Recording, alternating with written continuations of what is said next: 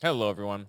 I am Tyler Chrestman. Welcome to the Chrestman Conversation. So, as you could tell, for those of you watching, immediately upon tuning in to today's episode, you're going to say, Tyler, where's your fancy suit and your intro? And I'm going to tell you what I told you a couple days ago. I was traveling this last week. I was in Florida. I was visiting my parents. And while traveling, I normally try and record a video, but unfortunately, the day that I was supposed to record, just some things happened.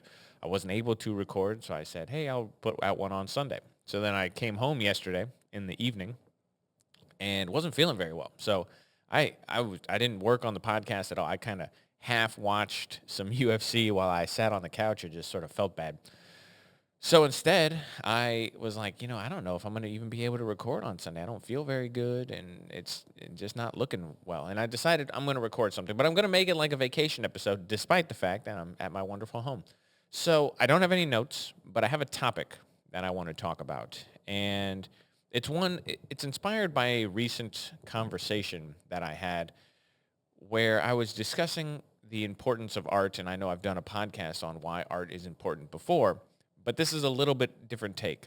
And it was this. It basically went like this. I was making an observation that men typically no longer read fiction. And I'm not saying that men don't read fiction, but I'm just saying reading itself is something that people don't do. So every year you see the amount of people who read a single book a year declines. It just goes down and down and down every single year. And it is the type of reading that people do. It differs wildly now between men and women. Men do not read fiction anymore. So the fiction market is primarily driven by women, and the nonfiction market is driven by men. Men tend to read nonfiction, and women tend to read fiction. And I was talking about this because I feel as though we're doing ourselves, as a culture, we're doing ourselves a little bit of a disservice by not engaging with art. And I'm going to actually, it's not talking about politics, but I'm going to get a little political here because I'm really talking about conservative men. So conservative men, people on the right, they don't view fiction in the same way that men used to view fiction. They think it is frivolous, and they don't see the need for it. So if a man is going to devote time to reading, he's going to devote time to reading like he's a character in a video game. And reading is a skill point that he needs to develop. So he's going to read a book on finance or a biography about Lincoln or Washington, and he's going to do all of these things because he thinks of it as points that he's accumulating in his mind. He said, I'm going to do this, or I have a goal.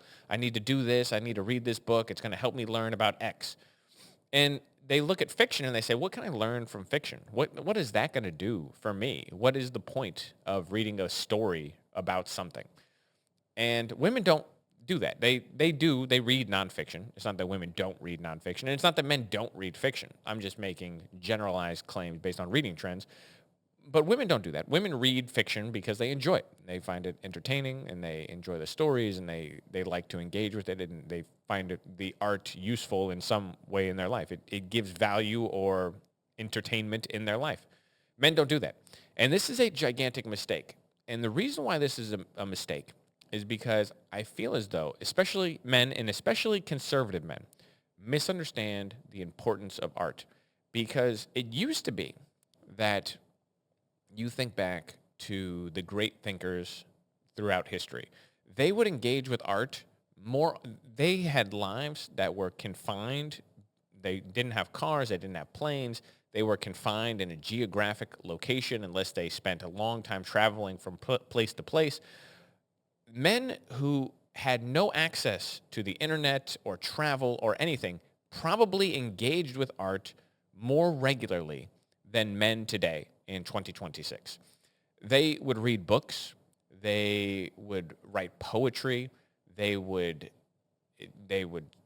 view paintings. They value these kind of things.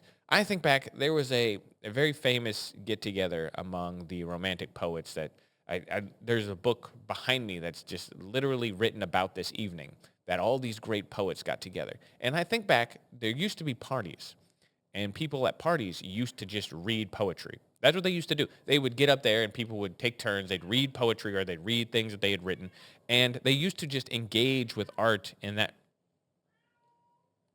Oh, I hear Winnie. Winnie's yelling. They used to just engage with art more than we do today. And so conservative men, they look at this and they think art of as frivolous. They think of it as just a waste of time or an indulgence, a dalliance. And they don't really understand that art is important because art allows you to see the world differently.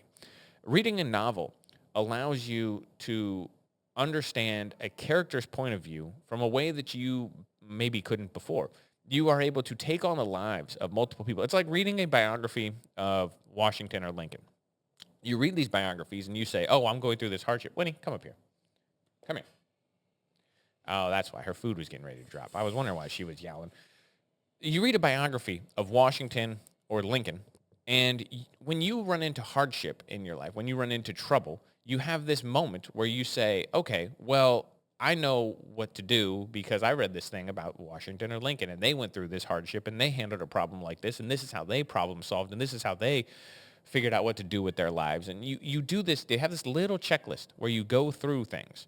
And you can do that with art. You can do that with novels, especially, because novels allow you to understand the world because I think everything that's written is in some sense autobiographical. The author is putting their thoughts and feelings down. They might pretend to be the thoughts and feelings of other people. They're going to take on different perspectives. You need to shush your butt. Oh my gosh. She is just yelling. You're being very distracting today. Do you have anything to say for yourself? Winnie? No. Oh, there it is. So novels allow you to take on this idea because everything is autobiographical. So when we talk about biographies and I say, oh, well, you read this biography of Lincoln, you read this biography of Washington, everything that's written is in some sense autobiographical. Every story, even if you're telling a fantasy story, even you're talking Lord of the Rings, you're talking Frankenstein, everything is in some sense autobiographical because the author's putting their thoughts and feelings down on paper. They're using their imagination to pretend to conjure up these images and to maybe put someone else's perspectives down. I know that I've written things from other people's perspectives that I don't agree with, but it's my version of their version of the argument. And so everything in some sense is a little autobiographical because it comes from somewhere. But you can learn from this. And it's not just about learning. It is about this idea that conservatives have taken a step back from the culture. They don't own the culture the way that the leftists do anymore. This is why they sit around, conservatives, they sit around, they complain about Hollywood. Oh, it's so woke. Everything that comes out on Netflix is left-leaning. Everything that does this, it's the same. It's worse in publishing houses. Every book that comes out has to go through these things where someone will read it and then they have to tell you, well, this word's offensive and this is this. And even just finding an agent to go to a publishing house, you can't find one that isn't woke or left or any of this. And it's because conservatives took this step back from the culture. They said, what is the importance of art? Well, art and culture go hand in hand. They're the same thing. You can't take a step back from academics and say, well, we don't care about the academy.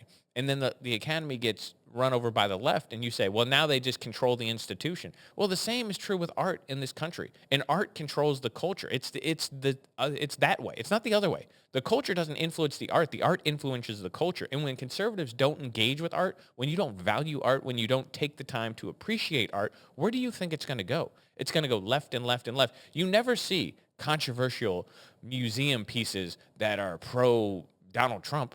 But when's the last time you saw an article about this shockingly pro-Donald Trump New York art scene exhibit? Never. What you do see is anti-Christian exhibits where they put a crucifix in a jar of urine and they say, this is piss Christ, and it makes $1 million. But you never see it the other way around because conservatives don't own the culture. They don't have anything to do with it. And by not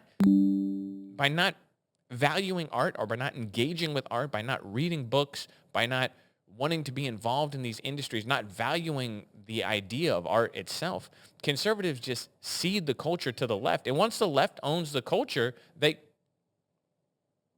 Winnie, you might have just seen the light change. Now she's just running into stuff. I don't know what her deal is today. She's all out of pocket.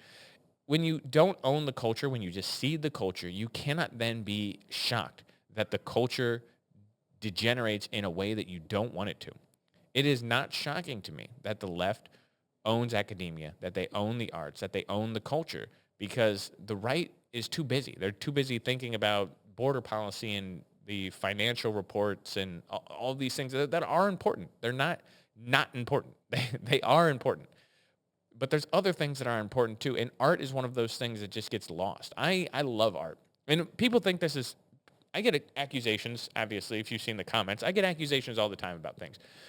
Oh, you're not an academic. You're just a guy with a bookshelf. I don't consider myself an academic. I don't consider myself an intellectual. That's not the way that I view myself. I view myself as an artist. That's what I think of myself as. I write books. I've written 2 novels. I write op-eds. I write stories and poems and create this podcast. And I've done other things, make videos. I write movie scripts. I am an artist. I like creating. That is how I view myself. And I don't use the word artist to sound pretentious. I just mean that I'm a creative person. That's what I like. That's how I view myself. Top tier. Number one thing that I would use to describe myself if I'm trying to put a label on it. I'm not a thinker, intellectual, academic. I'm not that. That's not me. I'm a creative person. And so the art is important to me. It is invaluable. It is something that I think when I view movies or read books or read poetry, these are things that I value because I understand that they're important, because art dictates the culture. It is the rudder that steers the culture.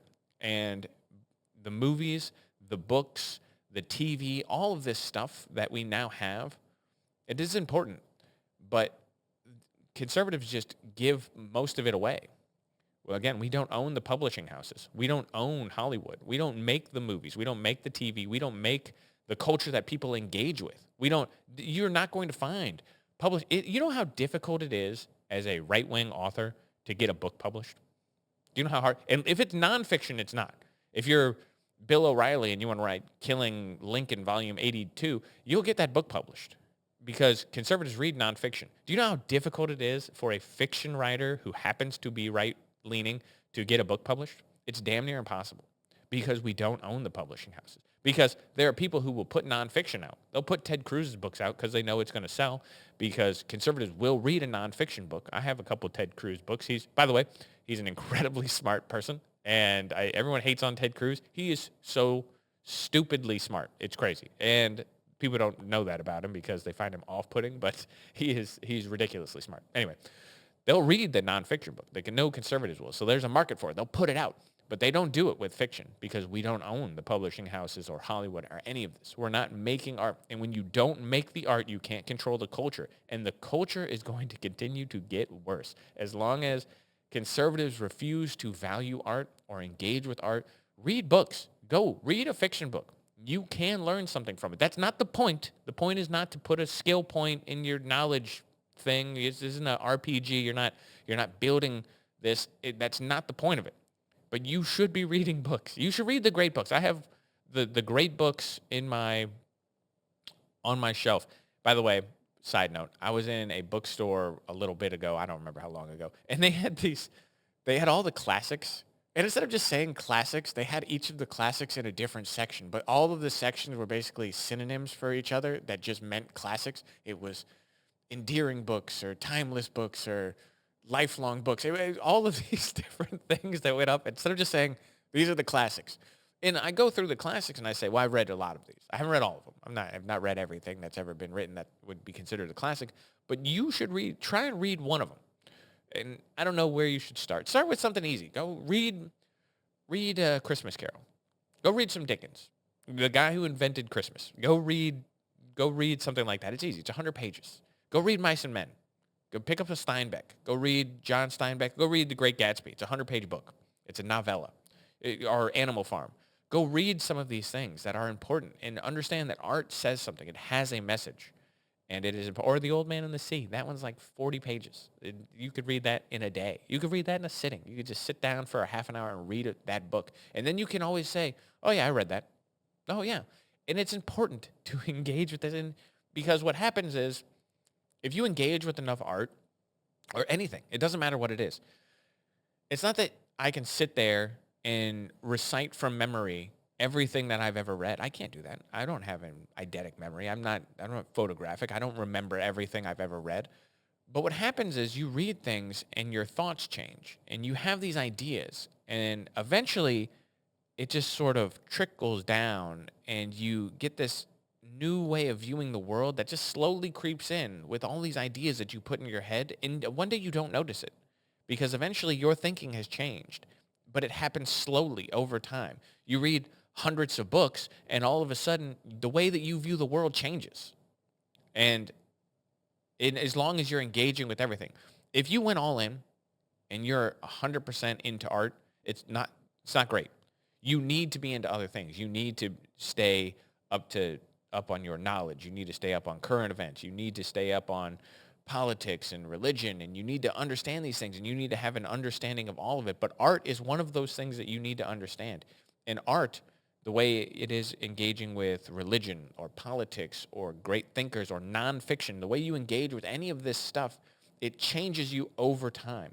And if you're missing an entire category of things, you're not going to be this fullest version of yourself because you're going to be missing a piece of humanity. There's something about humanity that calls for us to create. And if you don't have that piece, you yourself are not creative, that's fine. But if you don't engage with the creatives, you are missing this shred of humanity that exists that you'll just never understand. And it's important that you do understand. I mean, it's important that conservatives in general go out there and embrace art and embrace these institutions that have been taken over by the left. Because without doing that, we just give up the culture. We give up the conservative future because without controlling the culture, without having an influence in the culture, not necessarily controlling it, without having an influence in the culture, you're just on the sidelines watching the world play out. You have to get in the game to win. You can't sit on the sidelines and expect everything to go your way. You have to get in there and make plays, and conservatives don't do that. Anyway, I wanted to do a little something, despite the fact I'm not feeling well. Some would say it's heroic. I'm not saying I say that. I'm just saying some would say it's heroic what I'm doing right now. But I wanted to just do a little something to put something out there. We're going to be back on Friday with a regularly scheduled episode. No travel on the books anytime soon. So I'll be back every Friday, like always. Until then, hope you guys enjoy the rest of your week. For those of you in St. Louis, stay safe out there from these ridiculous temperatures. You're outside for more than 2 minutes, you're going to get frostbite. It's awful. But everyone else in the world, I hope you're enjoying the weather a lot better than we are here in St. Louis. It's terrible. I was in Florida. It was 50 degrees. It was the coldest I've ever been in Florida. And then I came back to St. Louis. It was 2 degrees yesterday when I flew in on the plane. I was like, this is the worst. How do people live here? I don't understand it. Anyway, enjoy your week. I'll catch you guys on Friday.